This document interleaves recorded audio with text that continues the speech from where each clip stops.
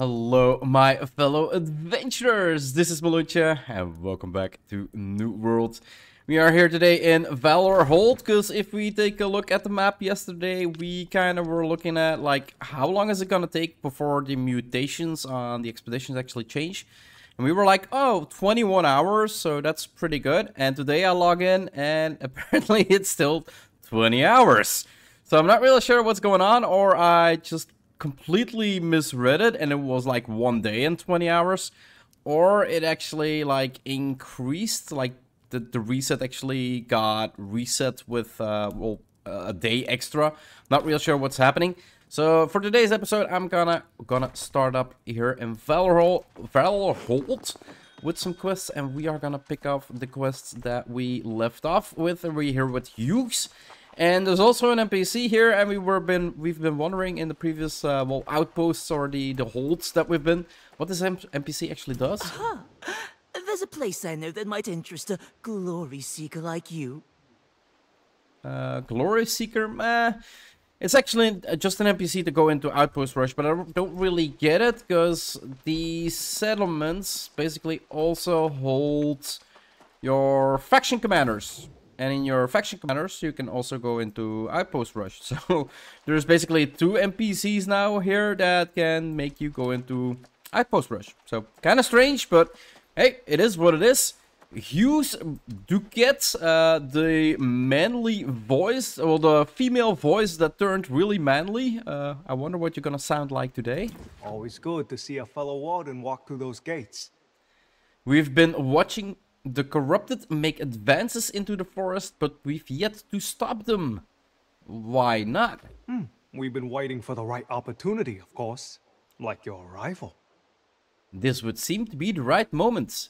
If you're willing to lead the charge, well, I can do that. Perfect. The corrupted have been setting mine camps in the profane seam. Strike their position there, disarm them if you can, and we'll soon know their strengths. Let's accept. And yeah, we do have a weapon quest here as well, a 580 weapon quest. And I do presume it's, I think it was the Great Axe one. Yeah, create a Great Axe called Reformation. So yeah, we're gonna leave those quests kind of later on. So where do we actually need to go? 700 meters in this direction to the profane seam, and it seems we do have an uncharted landmark here as well. Seems we're gonna need to defeat 15 corrupted and then loot ores from chests. We kind of build everything, so let's make our way completely through. Try to get basically get rid of some of these guys and start killing them. Anyone else? Yeah, there we go. Thought one more would come. Yo! I barely missed him. And we do want to keep moving as they are gonna drink. Yeah, it was too late. He already drank. Ah, come on. Is it gonna be that kind of day again where I miss everything? Seriously?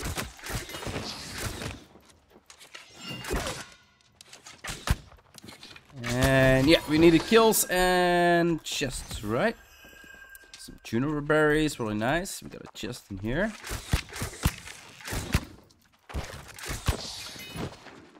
Let's pick this one up first. Profane ore. Now let's go into the mines. There's usually a lot of chests in the mines. It's really dark here to the point where I even can't see shit.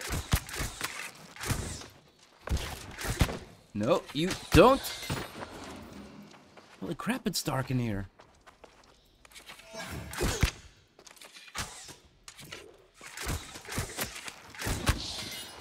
Yo, he's coming as well. Alright, Calcum down there. Definitely want to farm that up. Actually got some big nodes as well. It's actually pretty nice. And yeah, yesterday I've been kind of working on my healing build, because yeah, I might actually be playing like bow and spear now, but my main build is still, I'm still like main build healer. Like that's something I'll always play as a main in this game. And in a lot of games actually that I played a healer. And I've been talking with, well, a company member for like 1.5 hours, kind of theory crafting on, well, how to set up healing and what is actually beneficial and not for going into expeditions. Because he's been running the mutated versions for, well, I kind of wanted to say a while now, but they're actually not long ago released, like last week actually. But he's been running a lot of them. And he's been actually really helpful with what I should be looking out for. And then also kind of on the theory crafting of what I kind of need to use. And we've been talking a lot about how my life staff was set up and how I was using Splash of Light. And there's some benefits to it, but there's also some drawbacks to it. And well, I was using, eventually we came to the point, like, why are we using Beacon? Like, Beacon doesn't really heal a lot. 16% weapon damage each second for 10 seconds isn't a lot. And then we were like, what if we actually used Splash of Light and Light's Embrace? And then just Sacred Ground. Because now in OPR, I basically, I can heal my entire party even if they're out of line of sight with Splash of Light. So that's actually pretty good and really beneficial. If they're fighting inside of the fort, the capture points, I can be outside and still heal them. If I die and I see some members of my party like being hit, like 100 meters away, I just run 1 meter further and I can basically heal them as well. Like I can get them out of sticky situations even if I'm not there. So it's actually pretty beneficial. But I cannot heal anybody else with that heal. Like if there is somebody outside of my party that needs a heal, I'm kind of stuck with, well, using Beacon or using Sacred Grounds. And we came to the point like, what if we would use Splash and use... Yep, there we go. And that's the kills. Yeah, what if we used both of them? Then you have basically the best of the entire healing build, right? You have your AoE group heal, which is way more than Beacon will heal. You have your single target heal, which you can heal anybody with. And you have Sacred Ground that actually is really beneficial for, well, anybody that kind of wants to heal out of it. Why are we still killing people? We kind of just need chests. And yeah, like I said, we've been theory crafting for, I think, 1.5 hours or something like that. And then he was like, yeah, well, how is your gear? And I basically had to say, like I said to you guys before, like, my gear is kind of... Look at that, the chest already... Yo! I said this before, some of the chests do have a really low cooldown. Let's keep them moving.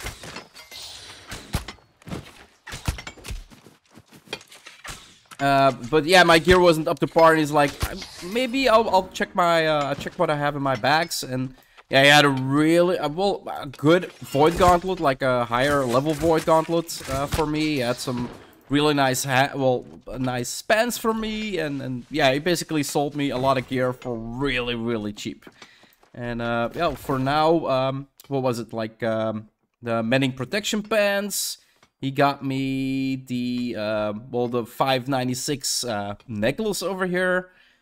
He got me, well, there was a bunch of gear that he got me, like, and then the Void Gauntlets as well, the 593. So now basically the only thing that's not really up to standards is my jacket that I'm using right now. With Energized Splash of Light, that I'm using in my Dexterity build as well. But all the rest is kind of at 590, so I'm kind of ready to start going into mutations, but I still need to... Why am I shooting enemies? I need to loot chests. Holy crap, I'm just distracting myself. So where are these chests? One in here? Should be one in here, right? Yeah, there's one in here.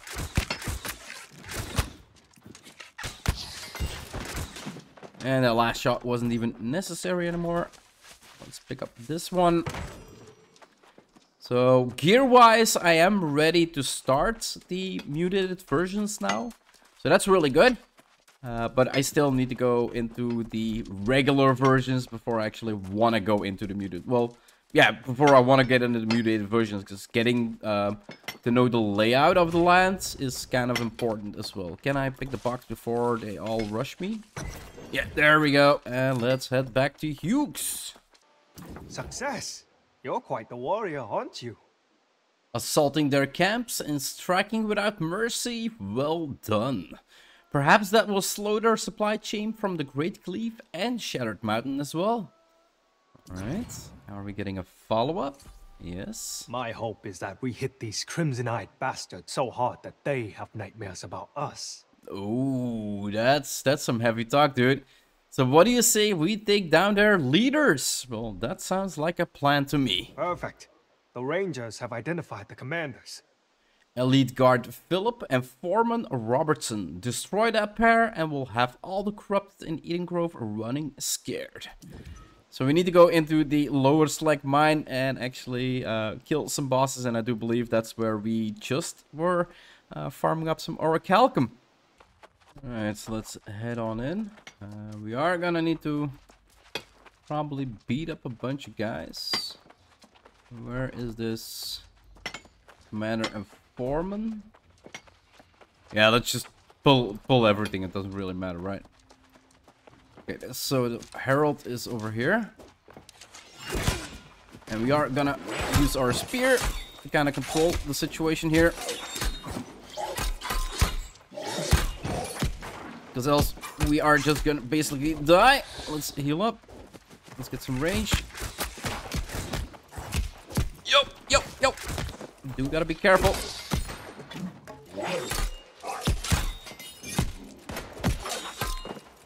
I'm gonna die. There we go.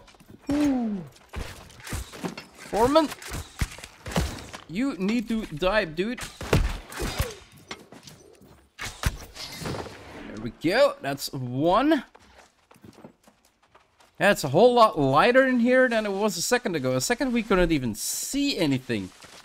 And I do wonder, because it's getting light outside.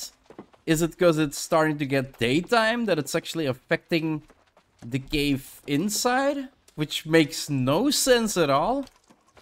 Let's drink a healing potion. Like, it really doesn't make no sense at all why the outside lighting would actually affect the inside lighting.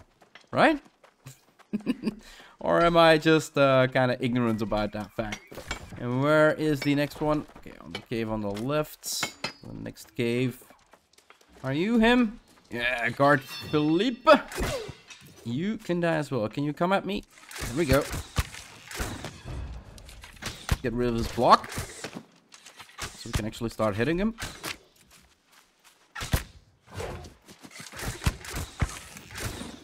Oh. Yo! Completely missed that one. And done. Yo, what was that? What was that glitchiness at the end? Like I was kind of double walking and then... Ooh, some big supply stuck here. Some orichalcum. So yeah, I'm gonna do a little bit of farming while I make my way out of here. Ah, cut off the head and the body will fall. Dealing with those two will bring their operations to a standstill. That should have the corrupted questioning their strategy here. It's completed, and that seems to be the quest that Hugues has for us. Let's quickly take a check on our achievements, and then we got quest territory stories. How much do we actually have? So, complete Ebon Scale, Edengrove, Gum in the works, so Profane Seam. I think we just completed this one. And then we have Fading Lights. Apparently we already did a quest for that. And we have Much Ado About the Blight, complete Edengrove arc, starting with Gates of Edengrove.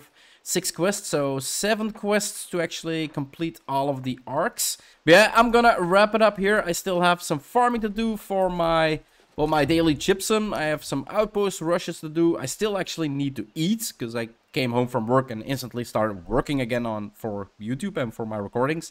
So yeah, I'm gonna take a little bit of time for myself, more time for myself today, and end this episode here. If you want to see more of my quest progression on my Let's Play here in New World, just hit that subscribe button. It would always help out a lot.